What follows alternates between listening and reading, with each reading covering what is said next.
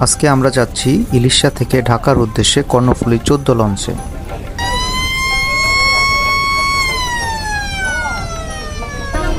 ঘাটে জেলেরা মেঘনার তাজা মাছ নিয়ে এসেছে বিক্রির উদ্দেশ্যে।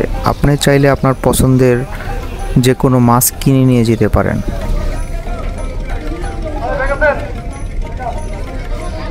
ঠিক 3:10 লঞ্চ ঘাট থেকে যাত্রা শুরু করলো।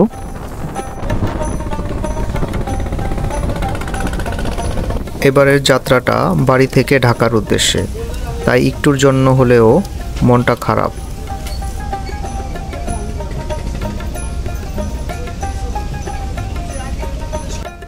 তবে মন খারাপের সময়েও নদীর বিশালতা আপনার মনকে ভালো করে দেবে।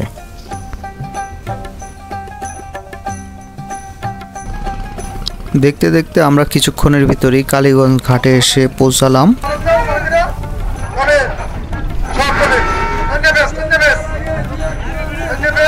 লঞ্চ ঘাটে ভিড়া মাত্রই যাত্রীরা তাড়াহুড়া করে লঞ্চে ওঠার জন্য ব্যস্ত হয়ে পড়েছে। এইভাবে লঞ্চে ওঠাটা খুবই ঝুঁকিপূর্ণ, তাই আপনারা সময় নিয়ে ধীরে সুস্থে লঞ্চে ওঠার চেষ্টা করবেন।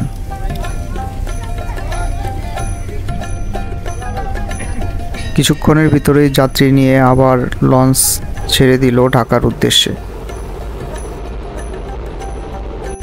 এই পথে আপনার যাত্রার সঙ্গী হবে গাংচিল। গাংচিলগুলো লঞ্চের পিছনে পিছনে ছুটে চলে।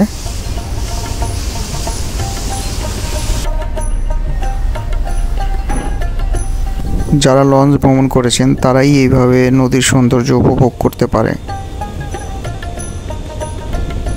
নদীর সৌন্দর্য দেখতে দেখতে এবং পাশের যাত্রীর সাথে গল্প করতে করতে আমরা ছুটে চলেছি ঢাকার উদ্দেশ্যে।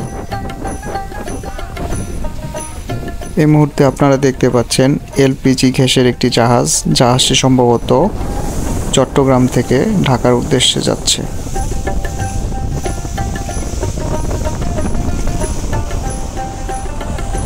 লঞ্চ ভ্রমণটা আরও অনেক বেশি আনন্দের হয় যদি সাথে একজন বন্ধু থাকে।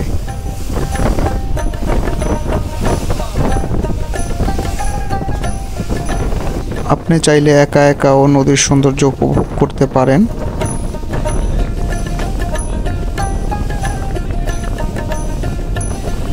আকাশের সোনালি রং নদীর সৌন্দর্য আরও হাজার গুণে বাড়িয়ে দিয়েছে এবং সেই সাথে আমাদেরকে বুঝিয়ে দিয়েছে যে একটু পরেই সন্ধ্যা নেমে আসবে।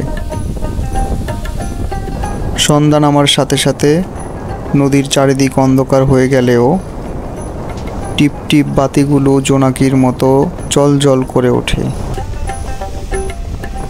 দৈত্যকার লঞ্চগুলো নিজের আলোয় নদীকে আলোকিত করে আপন মনে ছুটে চলেছে।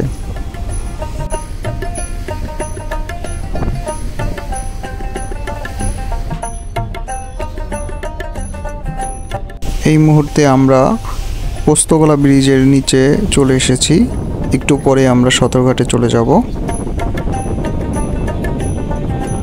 আমরা ঢাকা সদরঘাটের কাছাকাছি চলে এসেছি।